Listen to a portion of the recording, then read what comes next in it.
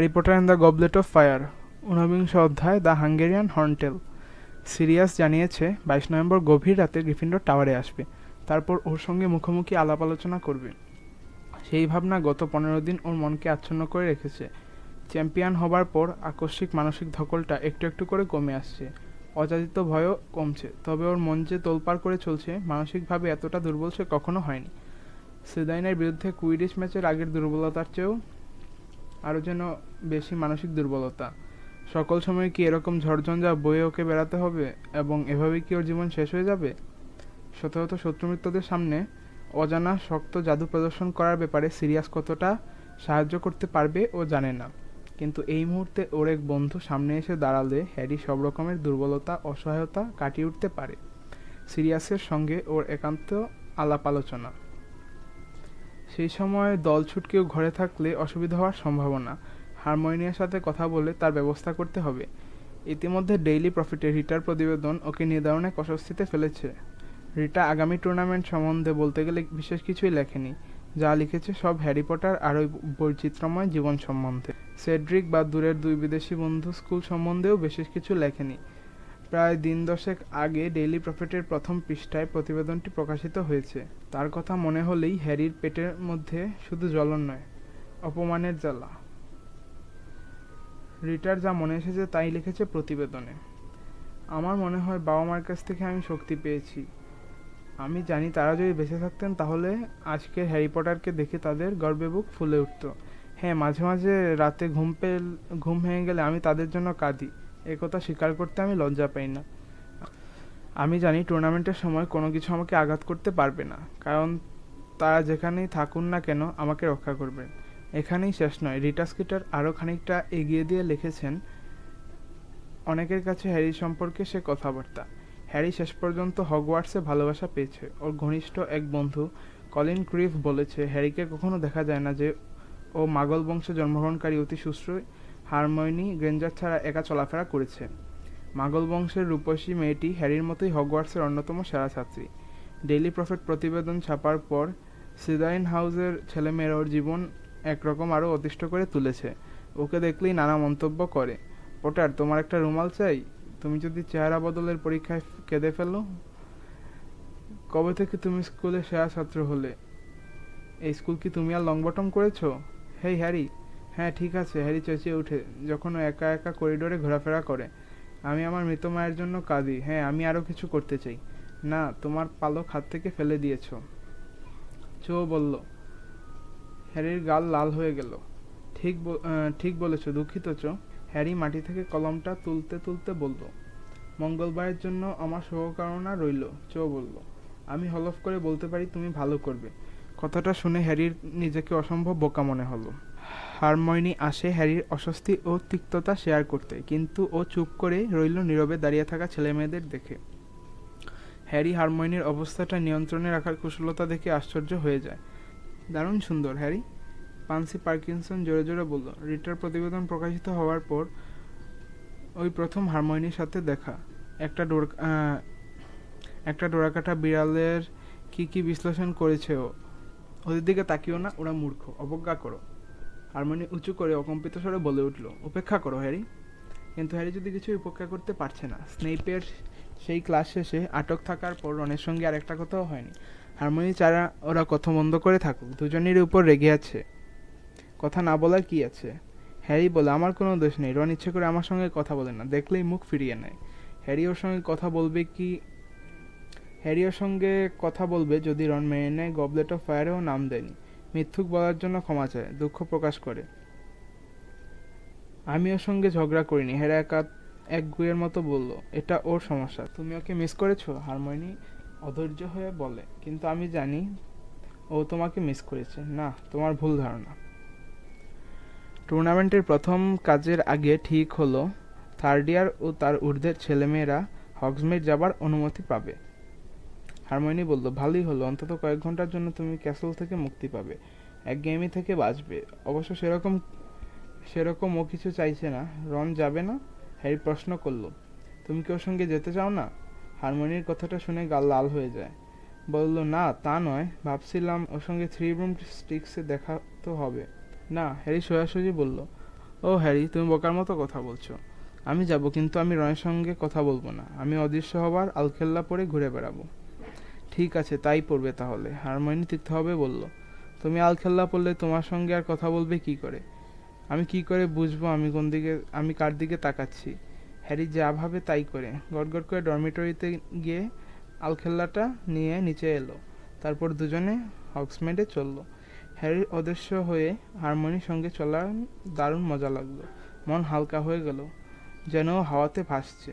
ও দেখল দলে দলে ছেলেমেয়েরা হৈ হৈ করতে করতে গ্রামের দিকে যাচ্ছে। সকলেই সেড্রিক ডিগরির ব্যাচ পড়েছে। ওরা সেড্রিক ডিগরিকে সাপোর্ট করছে। তবে সুখের কথা ওদের কারো মুখে হ্যারি বা ওই স্টুপিড রিটার প্রতিবেদনের কথা নেই। হারমোনি যেতে যেতে রাগত স্বরে বলল, লোকেরা সব আমার দিকে তাকাচ্ছে। হ্যানিকিউন্স থেকে আইসক্রিম খেয়ে বেরিয়ে এসে দুজনে রাস্তার দিকে দাঁড়ালো। ওরা মনে করছে আমি পাগল, নিজের সঙ্গে কথা বলছি। তাহলে বেশি মুখ খুলবে না প্লিজ, তুমি আলখেল্লাটা খুলে ফেলো। এখানে মনে হয় কেউ তোমাকে আজে বাজে কথা বলে মেজাজ খারাপ করে দেবে না। হ্যাঁ, যা বলেছ। পিছনে তাকিয়ে দেখো, রিটা স্কেটার আর তার ফটোগ্রাফার বন্ধু তখন থ্রি ব্রুমস্টিক পাব থেকে বেরিয়েছে। ওরা ফিস করে কথা বলছে। ওরা হারমোনির দিকে না তাকিয়ে পাশ কাটিয়ে চলে গেল। হ্যারি অদৃশ্য। রিটা ওর কুমিরের চামড়ার ব্যাগ দোলাতে দোলাতে চলছে। ধাক্কা লেগে যেতে পারে, তাই হ্যানিউকে দেওয়ালে পিঠ ঠেকিয়ে দাঁড়ালো। ওরা চলে গেলে হ্যারি বলল, ও মনে হয় এই গ্রামেই থাকে। বাজি ধরছি ও আমাদের প্রথম টাস্ক দেখতে আসবে। বলার সাথে সাথে ওর পেটের ভেতরটা অজানা ভয়ে গুড়গুড় করে উঠল। ওর অবস্থাটা হারমোনিকেও জানালো না। প্রথম কাজের ব্যাপারে হ্যারি হারমোনির সঙ্গে কোনো কথাই বলেনি। ওর একটা ধারণা জন্মেছে হারমোনি টুর্নামেন্ট সম্বন্ধে কিছু আলোচনা করতে চায় না। হারমোনি বলল, বাঁচা গেছে। ও গেছে, কিন্তু হাই স্ট্রিটের দিকে তাকিয়ে বলল, থ্রি রুমস্টিকে গিয়ে বাটার বিয়ার খেলে হয় না? বেশ ঠান্ডা পড়েছে, তাই না? যাকগে, তোমার রনের সঙ্গে কথা বলতে হবে না। হ্যারি চুপ করে থাকার জন্য ওর সহ্য হচ্ছে না। মেজাজ খারাপ হয়ে যাচ্ছে। থ্রি ব্রুমস্টিকে তিল ধরনের স্থান নেই। বেশিরভাগই হগওয়ার্টসের ছাত্রছাত্রীরা দখল করে বসে আছে, বিকেলে ছুটি উপভোগ করছে। তাছাড়া রয়েছে আরও অনেক জাদুকর, যারা পথে ঘাটে জাদু দেখায়। হ্যারি এই প্রথম তাদের দেখল। হ্যারির মনে হলো হগসমিড এমনই একটি ভিলেজ যাকে ব্রিটেনের অল উইজার্ড ভিলেজ বলা যায়, ডান ডাইনি স্বর্গরাজ্যও বলা যায়। ওরা গ্রামে গ্রামে ম্যাজিক দেখিয়ে বেড়ায়, তবে উইজার্ডরা নিজের মতো জাদুকর হিসাবে প্রতিষ্ঠিত করতে পারেনি। অদৃশ্য হয়ে ভিড়ের মধ্যে ঘুরে বেড়ানো কষ্টকর। লোকেরা ওকে ধাক্কা দিয়ে চলে যাচ্ছে। ওকে তো কেউ দেখতে পাচ্ছে না। আবার হোঁচট খেয়ে কারো গায়ের উপর পড়লে আরও সাংঘাতিক ব্যাপার। হ্যারি নিজেকে ওর অন্যদেরকে বাঁচিয়ে কোণে একটা খালি টেবিলে বসে পড়ল। হারমোনি ড্রিঙ্কস আনতে গেল। হ্যারি অনেক আগেই রনের উপর চোখ পড়েছে। ও ফ্রেড, জর্জ আর লি জর্ডানের সাথে বসে গুলতানি করছে। ওর ইচ্ছে হলো রনের কাছে গিয়ে ওর মাথায় একটা চাটি মেরে আবার নিজের সিটে এসে বসে, কিন্তু অনেক কষ্টে ইচ্ছেটাকে চেপে রাখলো। কিছুক্ষণ পরে হারমোনি ড্রিঙ্কস নিয়ে ফিরে এলো। হ্যারিকে একটা বাটার বিয়ার দিল, স্বাভাবিকভাবে ক্লোকের ভেতরে। হারমোনি বিড়বিড় করে বলল, আমি সত্যি মহামূর্খ, বোকার মতো বসে আছি, করার কিছু নেই। ও হ্যাঁ, তাই তো, স্পিওর আসার কথা ছিল না? গ্রামের লোকদের সাথে তো এ বিষয়ে কথা বলতে হয়। কতটা হলো, ব্যাগ থেকে একটা নোটবুক বার করলো। এই নোটবুকে ও আর স্পিও সভ্যদের নাম ঠিকানা লিখে রাখে। হ্যারি দেখলো লিস্টে সর্বপ্রথমে রন আর ওর নাম লেখা আছে, শর্ট লিস্ট। ওর মনে পড়ে গেল অনেকদিন আগে ওরা তিনজনে বসে লিস্ট করেছিল, নিজেদের সেক্রেটারি আর ট্রেজারার করেছিল। হতে পারে তুমি আমি সদস্য সংখ্যা বাড়াতে চাই, দেখা যাক চেষ্টা করে ভিলেজের বাসিন্দাদের সদস্য করা যায় কিনা। হারমোনি এধার ওধার তাকাতে থাকে, চিন্তামগ্ন হয়ে বলল, যত পারা যায়। ঠিক ঠিক ঠিক বলেছ। হ্যারি আলখেল্লার মধ্যে মুখ ঢুকিয়ে বিয়ারে চুমুক দিল। হারমোনি, কবে তোমার মাথা থেকে এলফদের ভূত নামবে বলো তো? হারমোনি তৎক্ষণাৎ জবাব দিল, যখন ওদের ভালো পারিশ্রমিক দেবে, ওরা ভালো ব্যবহার পাবে। ভাবছি ওদের জন্য কিছু করতেই হবে। জানি না তোমাদের স্কুল কিচেন সম্পর্কে কিছু অভিজ্ঞতা আছে কিনা। আমার কোনো ধারণা নেই, তুমি বরং ফ্রেড জর্জকে জিজ্ঞেস করো, হ্যারি বলল। হারমোনি আবার চিন্তাসাগরে ডুব মারল। হ্যারি পাবের লোকজন দেখতে দেখতে বাটার বিয়ার খেতে লাগলো। সকলেই হাসি খুশি চনমনে। কাছে একটা টেবিলে বসে এর্নি ম্যাকমলিন, হ্যানা অ্যাবট চকলেট ফ্রগ কার্ড খেলতে চলেছে। দুজনেরই বুকে সাপোর্ট সেড্রিক ডিগরি আটকানো আছে। দরজার দিকে তাকালো। জো ওর একগাদা রেভেনক্লো হাউসের বন্ধুর সাথে ঘোরতোরভাবে আড্ডা দিচ্ছে। ওর অবশ্য সেড্রিক ব্যাচ নেই দেখে হ্যারি খুশি হলো। সকলেই আনন্দ করছে, হৈ হৈ করছে, আড্ডা দিচ্ছে বন্ধুদের সঙ্গে। তার মধ্যে একজন চুপচাপ বসে থাকলে কার কি আসে যায়। ও কল্পনা করলো ওর নাম যদি গবলেট অফ ফায়ারে না আসতো তাহলে হয়তো তখনকার আবহাওয়া অন্যরকম হতো। তাহলে লুকোবার জন্য অদৃশ্য হবার আলখেল্লা পড়তে হতো না। রন দূরে না বসে ওর সঙ্গে বসতো। তাহলে মনের আনন্দে আগামী মঙ্গলবার টুর্নামেন্টে কোন স্কুল জিতবে তা নিয়ে তর্কের ঝড় তুলতে পারত। হ্যারির মনে হলো বাকি তিনজনের অবস্থা কি একই রকম। যতবারই ও সেড্রিককে দেখে ওকে একটু নার্ভাস দেখাচ্ছে, একগাদা বন্ধুদের সঙ্গে নিয়ে উত্তেজিত হয়ে গল্প করছে।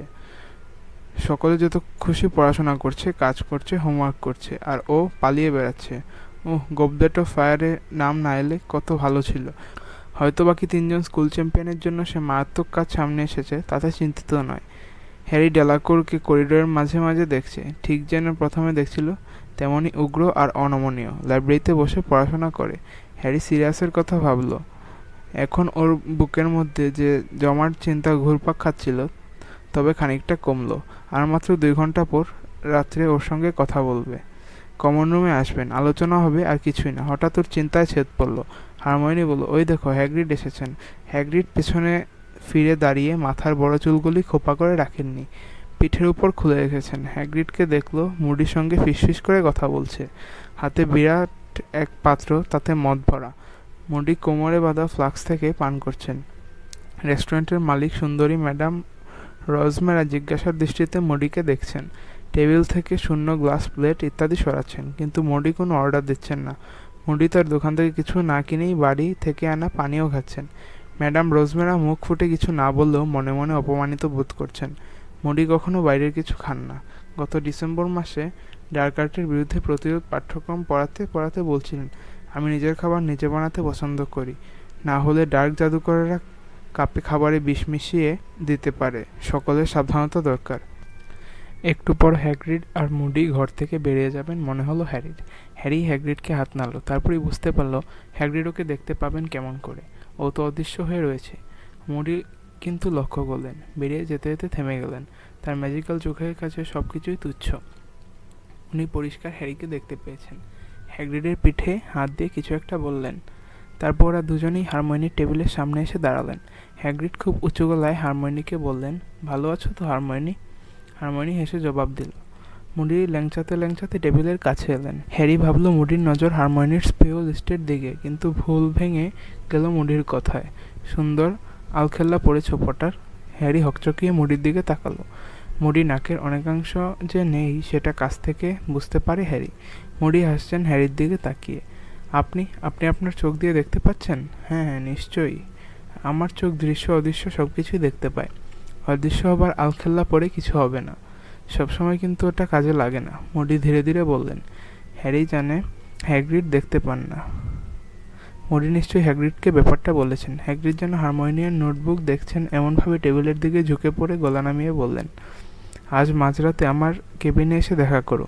এই অদৃশ্য হবার আলখেল্লাটা অবশ্যই পড়ে আসবে। হ্যাগ্রিড তারপর সোজা হয়ে জোরে জোরে বললেন, তোমার সাথে দেখা হয়ে খুব ভালো লাগলো হারমোনি। কথাটা বলে হ্যাগ্রিড মৃদু এসে মুডির সঙ্গে রেস্টুরেন্ট ছেড়ে চলে গেলেন। হ্যারি আশ্চর্য হয়ে বলল, কে জানে গভীর রাতে আমাকে ওর কেবিনে দেখা করতে কেন বললেন? তাই বললেন? হারমোনি একটু আশ্চর্য হয়ে বলল, কে জানে কেন, কি বলবেন? তুমি যাবে কি যাবে না সেটাও তোমার ব্যাপার। ও যেন একটু নার্ভাস, দাঁত চেপে বলল, তাহলে তো তুমি সিরিয়াসের সঙ্গে ঠিক সময় কমন রুমে গিয়ে কথা বলতে পারবে না। এ কথা সত্যি। মাঝরাতে হ্যাগ্রিডের কেবিনে যাওয়া মানে সিরিয়াসের সঙ্গে যথাসময়ে দেখা না হওয়া। হারমোনি বলল, যেতে পারবে না, হেডউইককে পাঠিয়ে দিয়ে জানিয়ে দিও। হ্যারি ভাবছে ভিন্ন কথা, মত অন্য। ও চায় হ্যাগ্রিডের কেবিনে গিয়ে কি বলতে চাইছেন শুনেই টাওয়ারে ফিরে আসা, যাতে সিরিয়াসের সঙ্গে কথা হয়। নিশ্চয়ই কোনো দরকারি কথা গোপনে বলতে চান। দরকার না হলে কখনোই গভীর রাতে নিষিদ্ধ বনের সীমানায় আসতে বলতেন না। রাত্রি 11:30টায় হ্যারি ইনভিজিবিলিটি ক্লোক পরে কমন রুমের ভেতর দিয়ে পা টিপে টিপে এক তলায় নামলো। খুব ভোরে কাজ আছে এমন ভান করে সন্ধ্যায় শুয়ে পড়েছিল। কমন রুমে তখন দুজন বসেছিল। ক্রিভিরা দুই ভাই সাপোর্ট সেড্রিক ব্যাজ অনেকগুলো জোগাড় করে সেখানে সাপোর্ট হ্যারি পটার লিখছে। হ্যারি পটার স্টিংসের স্থানেও তাই করছে।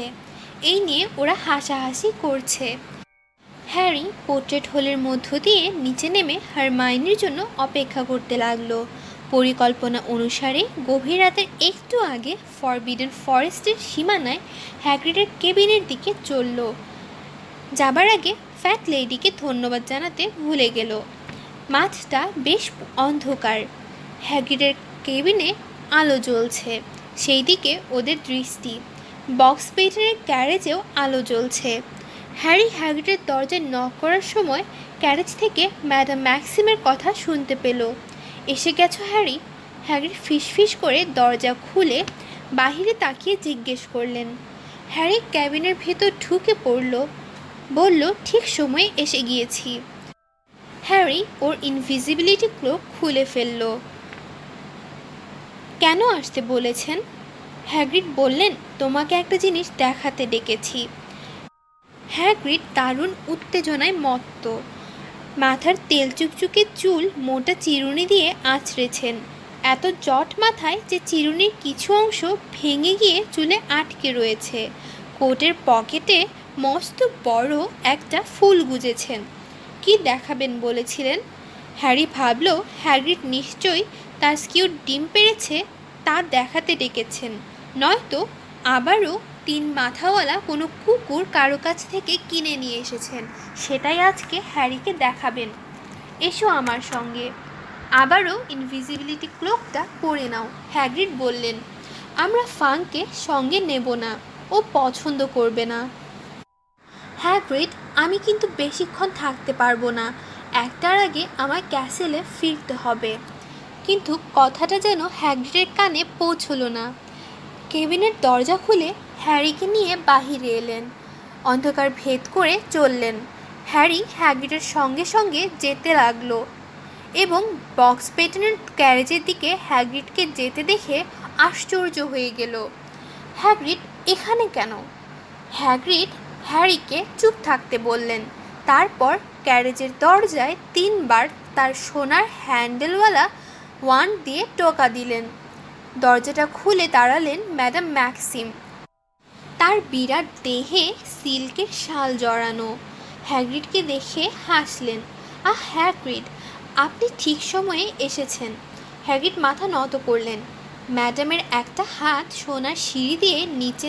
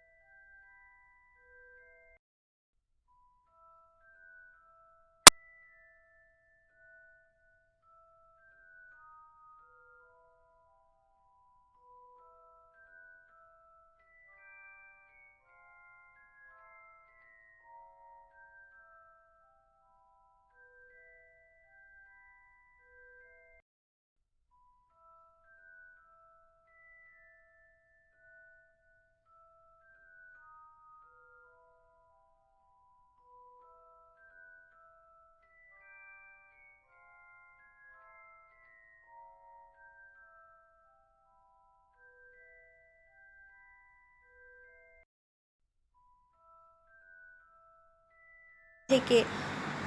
হ্যারি শুনতে পেল আগে কিছু মানুষ চেঁচামেচি করছে, তারপরই হাজারটা কামান দাগার মতো কর্ণভেদী শব্দের মতো গর্জন। হ্যাগ্রিড ম্যাডাম ম্যাক্সিমকে গাছের কাছে নিয়ে গেলেন। তারপর আর এলেন না। হ্যারি তাড়াতাড়ি ওদের পাশে গিয়ে দাঁড়ালো। হঠাৎ ক্ষণকালের জন্য ওর মনে হলো ও যেন আনন্দ উৎসব উপলক্ষে উন্মুক্ত জায়গায় বনফায়ার দেখছে। লোকেরা ওদেরকে ঘিরে না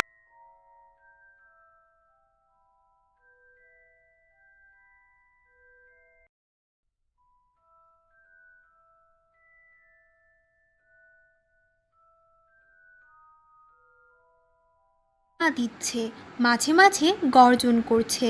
ওদের ঘিরে রাখা হয়েছে কাঠের তক্তার খাঁচা করে। ওরা গর্জন করছে, ফোঁস করে নাক দিয়ে আগুন ছিটকে বেরোচ্ছে। শুধু তাই নয়, ওদের বিরাট হাঁ করা মুখ দিয়ে হল হল করে আগুন অন্ধকার আকাশের দিকে উঠছে। মাটি থেকে দৈর্ঘ্যে প্রায় 50 ফুট হবে। একটা ড্রাগন, গায়ের রং রূপালি নীল, মাথায় ফুচলো শিং, জাদুকরদের দিকে তীব্র গর্জন করছে। এমনই সবুজ রঙের মসৃণ দেহের ড্রাগন বিরাট হাঁ করে পা দিয়ে মাটি আঁচড়াচ্ছে। লাল রঙের ড্রাগন, দাঁতগুলো চকচকে তীক্ষ্ণ সোনার তৈরি স্পাইকের মতো, মুখ দিয়ে ব্যাঙের ছাতার মতো করে আকাশে বাতাসে আগুনের মেঘ ছড়াচ্ছে। আর একটা কালো রঙের ড্রাগন, অনেকটা টিকটিকির মতো, ওদের খুব কাছেই বসে রয়েছে। হ্যারি দেখল কম করে 30টা জাদুকর এক একটা ড্রাগনের জন্য 7-8 জন করে। ওরা ড্রাগনগুলোকে বসে রাখবার চেষ্টা করছে। ওদের গলায় চামড়ার বকলস আর মোটা লোহার শেকল পায়ে বাঁধা। হ্যারি কালো রঙের ড্রাগনের চোখের দিকে তাকালো। ওর চোখ দুটো লম্বালম্বি নয়, ওপরে ও নিচে, আর চোখের তারা দুটো বেড়ালের মতো। চোখ দুটো ঠিকরে বেরিয়ে আসতে চাইছে, ভয়ে অথবা রাগে। ওখানে দাঁড়িয়ে থাকতে হ্যারির দারুণ অস্বস্তি লাগলো। হ্যাগ্রিড, এগিয়ে এসো না, শিকল ধরে রাখা একজন জাদুকর বলল। ড্রাগনটা এত জোরে টান মারছে যে কোনো সময় শিকলটা ছিঁড়ে যেতে পারে। ওরা মুখ থেকে কম করে 20 ফিট পর্যন্ত আগুন ছুঁড়তে পারে। আমি হর্নটেলদের 40 ফিট পর্যন্ত দেখেছি, জাদুকরটি বলল। হ্যাগ্রিড ড্রাগনগুলোর দিকে মোহিত হয়ে তাকিয়ে থাকতে থাকতে বলল, সত্যি বড় সুন্দর। আর এক জাদুকর বলল, তেমন ভালো নয়। 3 গোনার পর হঠাৎ স্টানিং স্পেল হচ্ছে। হ্যারি আরও দেখল প্রতিটি জাদুকর তাদের ওয়ান্ড বের করলো। ওরা সকলে সমবেত কণ্ঠে বলল, স্টুপিফাই। স্টানিং স্পেল বন্ধ হয়ে আকাশে রকেটের মতো উড়ে গিয়ে ছোট ছোট তারার বৃষ্টি হলো। দেখতে দেখতে সব ড্রাগন শান্ত হয়ে বসে রইল। কাছে গিয়ে ওদের দেখবেন? হ্যাগ্রিড ম্যাডাম ম্যাক্সিমকে জিজ্ঞেস করলো। ওরা ফেন্স পর্যন্ত গেলেন। পেছনে পেছনে হ্যারিও গেল। যে জাদুকর হ্যাগ্রিডকে কাছে আসতে মানা করেছিল, হ্যারি তাকে চিনতে পারল। Charlie Weasley. ভালো আছেন হ্যাগ্রিড? চার্লি হাঁফাতে হাঁফাতে বলল। তারপর কথা বলার জন্য এগিয়ে এলো। ওরা এখন শান্ত। আমি ওদের ঘুমোবার ওষুধ দিয়েছি। ওদের অবশ্য গভীর রাতে ঘুম ভাঙলে ভালো, সব কিছু শান্ত থাকে। কিন্তু দেখলেন তো, ওরা একেবারেই শান্ত নয়, একদম অশান্ত। হ্যাগ্রিড বললেন, চার্লি, তুমি এখানে কেন এসেছো? কালো ড্রাগনটার চোখ দুটো তখনও খোলা। হ্যারি দেখল ওর কালো চোখের ওপরে হলুদ লম্বা দাগ, তারই তলায় বেড়ালের মতো জ্বলজ্বল করছে চোখ। চার্লি বলল, এটা হাঙ্গেরিয়ান ড্রাগন। তারপর তার নানা ব্যাখ্যা দিতে লাগলো। আপনি ম্যাডামকে সঙ্গে আনবেন জানতাম না হ্যাগ্রিড, চার্লি বলল। চ্যাম্পিয়নদের এটা আগে থেকে জানা ঠিক নয়। হয়তো ছাত্রছাত্রীদের প্রতিযোগীকে ফাঁস করে দিতে পারেন তিনি। হ্যাগ্রিড বললেন, দুঃখিত, আমি এতটা ভেবে দেখিনি। এখনও তার চোখ সব কটি ড্রাগনের দিকে। চার্লি মাথা নাড়তে নাড়তে বলল, খুব রোমান্টিক ডেটিং করছেন। 4টে ড্রাগন, হ্যাগ্রিড বললেন। প্রতি চ্যাম্পিয়নের জন্য একটি করে, তাই না? ওদের সঙ্গে কি লড়াই করতে হবে? চার্লি বলল, টুর্নামেন্ট কমিটি যে হর্নটেল ডিম দিয়েছে খুবই মারাত্মক। কেন তা জানি না, কিন্তু লেজের দিকে সবচেয়ে মারাত্মক। চার্লি আঙ্গুল দিয়ে মন্ত্রমুগ্ধ ড্রাগন দেখালো। হ্যারি দেখল ওদের লেজের প্রতিটি ইঞ্চিতে একটা করে বর্ষার মতো তীক্ষ্ণ ফলাকা, রঙগুলো ব্রোঞ্জের মতো। 5 জন চার্লির লোক কম্বলে করে গ্রানাইট ধূসর রঙের বিরাট বিরাট ডিম নিয়ে এসে ওদের পাশে খুব যত্ন করে রাখলো। হ্যাগ্রিড এমনভাবে তাকালো যেন ওগুলো পেলে খুব খুশি হবে। দেওয়া যাবে না হ্যাগ্রিড, সবগুলোরই হিসাব আছে। চার্লি বলল, যাকগে, হ্যারি কেমন আছে? হ্যারি গাছের পেছনে ইনভিজিবিলিটি ক্লোক পরে দাঁড়িয়েছিল। খুব ভালো, হ্যাগ্রিড বলল। তখনও ওর চোখ ডিমের দিকে। চার্লি গম্ভীর হয়ে তারপর বলল, আশা করুন এদের সঙ্গে লড়াই করবার পর যেন ওরা ভালো থাকে। তারপর মারাত্মক ড্রাগনদের দিকে তাকিয়ে বলল, আমি অবশ্য মাকে বলিনি হ্যারিকে প্রথম টাস্ক কী করতে হবে। মা তো খবর পাবার পরে ভয়ে বাচ্চা বিড়ালের মতো কাঁপছে। চার্লি ওর মায়ের গলার স্বর নকল করে বলল, ওইটুকু ছেলে, ওরা কিনা বলে টুর্নামেন্টে যোগ দিতে। ওরা সবাই ভালো থাকুক। আশ্চর্য, ওদের কি কোনো বয়স সীমা নেই? ডেইলি প্রফিটে খবরটা পড়বার পর কেঁদে কেটে অস্থির হয়ে গিয়েছেন। এখনও ওর মা বাবার কথা ভাবে। ওকে প্রভু রক্ষা করুক। আমি আগে জানলে। ড্রাগন, হ্যাগ্রিড, ম্যাডাম ম্যাক্সিমের সঙ্গ ছেড়ে হ্যারি পালাতে পারলে বাঁচে। মাথায় ঘুরছে সিরিয়াসের সঙ্গে ঠিক সময় দেখা করার কথা। ও কিছু না জানিয়ে ক্যাসেলে ফিরে চলল। ও দৌড়াতে লাগলো। হাতে মাত্র 15 মিনিট সময় আছে। কমন রুমে ফায়ারপ্লেসের সামনে সিরিয়াসের সঙ্গে আজকে কথা হবে। কিছুক্ষণ আগে হ্যাগ্রিডের সঙ্গে গিয়ে যা দেখে এসেছে কাকে বলবে। ও প্রাণপণে দৌড়াতে লাগলো। হঠাৎ একজনের সঙ্গে ধাক্কা খেয়ে পেছনের দিকে পড়ে গেল। চোখের চশমাটা সরে গেল। ও ক্লোকটা খুব শক্ত করে চেপে ধরল। খুব কাছ থেকে কে একজন বলে উঠল, আউচ! ওখানে কে? হ্যারি দেখল ইনভিজিবিলিটি ক্লোকটা ঠিকমতো আছে কি না। যার সঙ্গে ধাক্কা খেয়ে ও উল্টে পড়ে গিয়েছিল অন্ধকারে তাকে দেখার চেষ্টা করলো। কারকারফ দাঁড়িয়ে আছে। কারকারফ আবার বললেন, কে ওখানে? অন্ধকারের মধ্যে যার সঙ্গে ধাক্কা লাগলো তাকে খুঁজতে লাগলেন। হ্যারি কাঠের মতো দাঁড়িয়ে রইল। কারকারফ অনেকটা সময় খুঁজে যখন কাউকে দেখতে পেলেন না, ভাবলেন হয়তো কোনো জন্তুর সাথে ধাক্কা লেগেছে, কোনো কুকুর টুকুর হতে পারে। তারপর তিনি যেখানে ড্রাগনরা রয়েছে সেদিকে চলে গেলেন। হ্যারি খুব সতর্কভাবে ধীরে ধীরে উঠে দাঁড়ালো। আবার দৌড়তে লাগলো হগওয়ার্টসের দিকে। হগওয়ার্টস এখন অন্ধকারাচ্ছন্ন। কারকারফ কেন ওখানে যাচ্ছেন সে সম্বন্ধে ওর কোনো সন্দেহ রইল না। জাহাজ থেকে বেরিয়ে খুব সম্ভব প্রথম টাস্ক সম্পর্কে জানতে চলেছেন। যাবার সময় হয়তো হ্যাগ্রিড, ম্যাডাম ম্যাক্সিমের সঙ্গে দেখা হয়ে যেতে পারে। ঘন অন্ধকারে দূর থেকে দেখতে পাওয়া হয়তো সম্ভব নয়। একটিমাত্র পথ ওদের কথাবার্তার শব্দ। ম্যাডাম ম্যাক্সিমের মতো জানতে চান চ্যাম্পিয়নদের জন্য কী লুকিয়ে আছে। তাহলে সকলেই জেনে যাবে, শুধু একজন জানবে না, সে হলো সেড্রিক। হ্যারি ক্যাসেলে পৌঁছলো। ফ্রন্ট ডোরের সিঁড়ি দিয়ে উঠে মার্বেল পাথরের সিঁড়ি দিয়ে ওঠার জন্য হাঁফাতে লাগলো। কিন্তু দাঁড়ালে চলবে না। ফায়ারপ্লেসে পৌঁছবার মাত্র 5 মিনিট আছে। ফ্যাট লেডির সামনে গিয়ে হাঁফাতে হাঁফাতে বলল, ব্যালজার ড্যাশ। পোর্ট্রেট হলে ও তখন নাক ডেকে ঘুমোচ্ছে। ঘুমের মধ্যে ফ্যাট লেডি কিছু বলল, হ্যারি ঠিক বুঝতে পারল না। ও 1 সেকেন্ড দেরি না করে ভেতরে ঢুকে গেল। কমন রুম তখন শূন্য। হ্যারি তাড়াতাড়ি ইনভিজিবিলিটি ক্লোকটা খুলে ফেলল। ফায়ারপ্লেসের সামনে আর্মচেয়ারটা টেনে নিয়ে বসলো। ঘরটা আবছা অন্ধকার। আগুন জ্বলছে। তার থেকে যতটুকু আলো আসছে। কাছাকাছি একটা টেবিলে সেটিক ডিগ্রি ব্যাচগুলো পড়ে রয়েছে। ক্রিভিরা খুব সম্ভব সেই পটার রিয়েলিস্টিক্স ব্যাচগুলো বদলাবার চেষ্টা করেছিল। হ্যারি পেছন ফিরে আগুনের শিখার দিকে তাকালো। তারপরই লাফ দিয়ে উঠল। আগুনের মধ্যে সিরিয়াসের মাথা বসে আছে। বহুদিন পর হ্যারির মুখে হাসির রেখা ফুটে উঠল। বলে উঠল, সিরিয়াস, আপনি কেমন আছেন? সিরিয়াসকে অন্যরকম লাগছে। আগে দেখেছিল কৃশকায় আর বিমর্ষ মাথা ভর্তি লম্বা লম্বা চুল, কালো কুচকুচে। এখন চুল ছোট ছোট করে ছাটা, মুখটাও ফোলা ফোলা। বয়স অনেক কম মনে হচ্ছে। হ্যারির কাছে যে ছবিটা আছে অনেকটা তারই মতো লাগছে। ছবিটা হ্যারির বাবা মার বিয়ের সময় তোলা হয়েছিল। আমার কথা বাদ দাও, তুমি কেমন আছো বলো?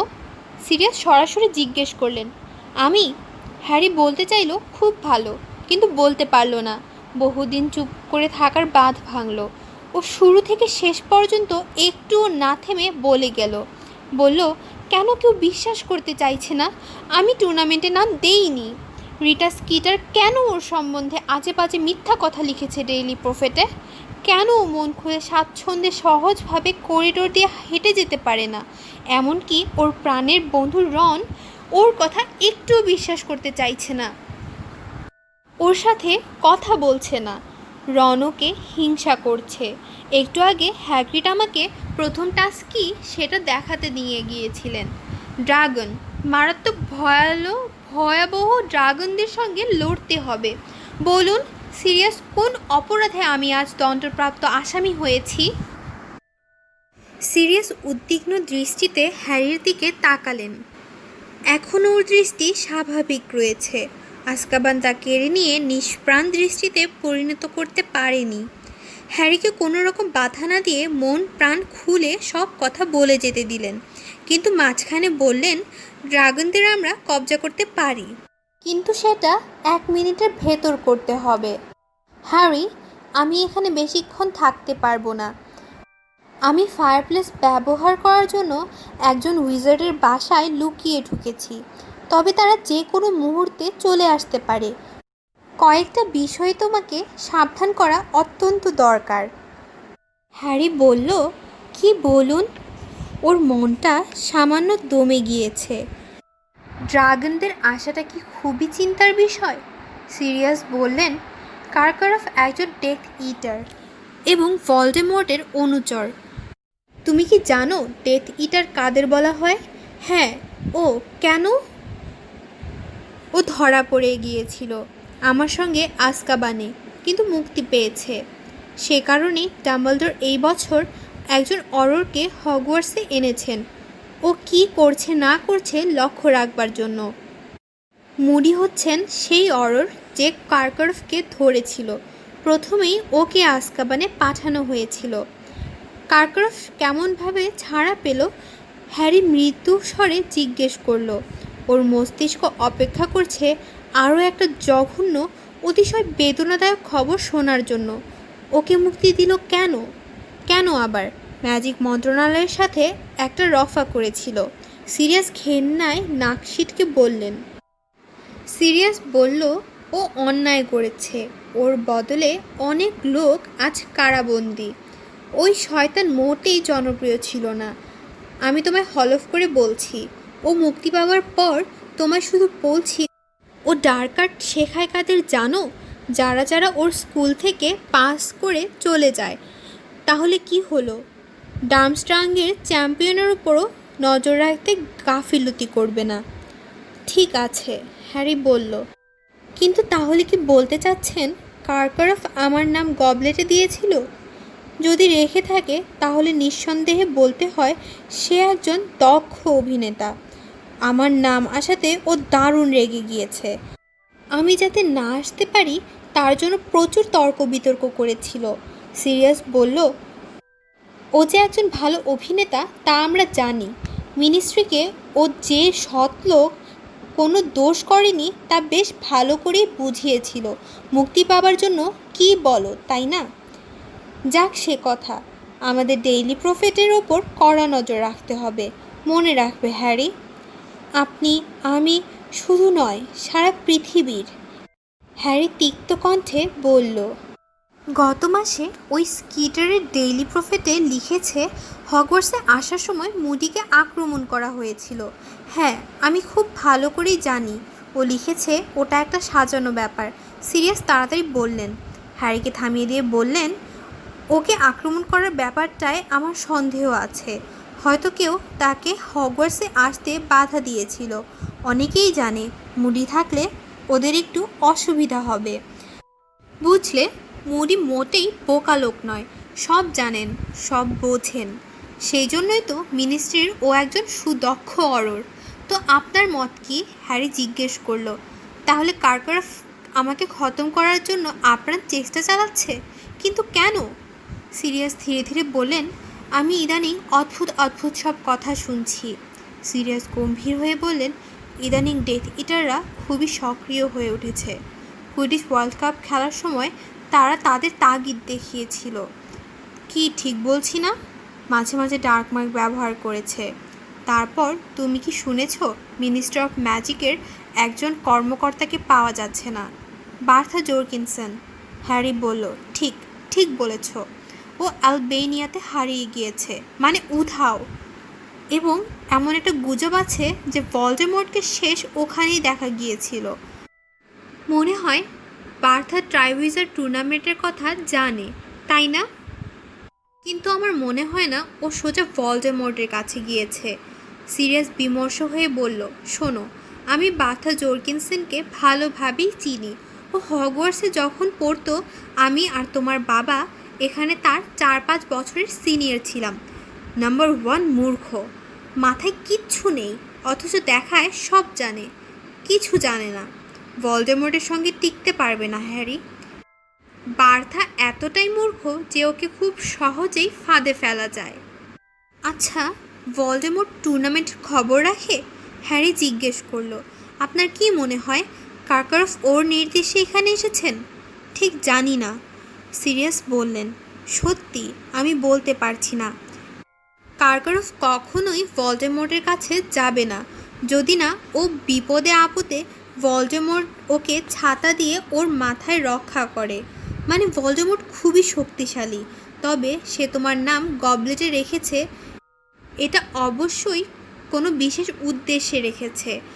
আমার মনে হয় টুর্নামেন্ট চলাকালে ওরা তোমার ওপর আক্রমণ করবে, আর সেই আক্রমণ প্রচারিত হবে দুর্ঘটনা হিসেবে। হ্যারি বলল, তাহলে খুব ভালো পরিকল্পনা বলতে হয়। ড্রাগন আমার কাছে ছেড়ে দিতে পারে, ওর চরেরা হয়তো সেখানে আছে। ঠিক, তবে তুমি খুব সাবধানে ড্রাগনদের সঙ্গে লড়াই করবে। ড্রাগনরা খুবই শক্তিশালী, ওদের মন্ত্র দিয়ে আটকানো খুবই শক্ত। অন্তত 2 জন উইজার্ড দরকার একটা ড্রাগনকে কাবু করে রাখতে। হ্যারি বলল, আমি জানি, দেখেও এসেছি। বাইরে পদশব্দ শোনা যেতেই হ্যারি থেমে গেল। প্যাঁচানো সিঁড়ি দিয়ে কে যেন নেমে আসছে। আপনি যান, হ্যারি সিরিয়াসকে বলল। কে যেন ঘরের দিকে আসছে। ফায়ারপ্লেসে একটা পপ শব্দ হলো। সিরিয়াস চলে গেলেন। ভয় পাবার কিছু ছিল না। পদশব্দ রনের। রনের পরনে লাল রঙের পায়জামা। ঘরে ঢুকে ও হ্যারিকে দেখে থমকে দাঁড়ালো। ঘরটায় চতুর্দিকে তন্ন তন্ন করে তাকালো। কার সঙ্গে কথা বলছিলে? রন জিজ্ঞেস করলো। হ্যারি একগুঁয়ের মতো বলল, তাতে তোমার কি? এত রাতে তুমি বা কেন এসেছো এখানে? রন বলল, ডরমেটরিতে তোমার বেডে তোমায় দেখতে পেলাম না, তাই। বুঝেছি, গোয়েন্দাগিরি করতে এসেছো? ভুল করছো। বেশ, আমি চললাম আমার ঘরে। তবে তুমি ভুল করছো। যাগে, তুমি তোমার আসন্ন সাক্ষাৎকারের জন্য প্রস্তুত থাকবে। হ্যারি একটা পটার রিয়েলি স্টিংস ব্যাচ নিয়ে সেটা দুমড়ে মুচড়ে রনের দিকে ছুঁড়ে মারল। ওটা সোজা গিয়ে রনের কপালে লাগলো। যাও এখান থেকে।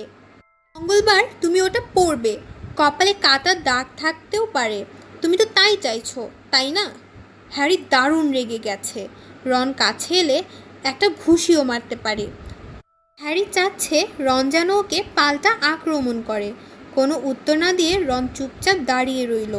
হ্যারি দৌড়ে ঘরে চলে গিয়ে বিছানায় শুয়ে রাগে ফোঁস করতে লাগলো। রনকে বিছানায় আসতে দেখল না।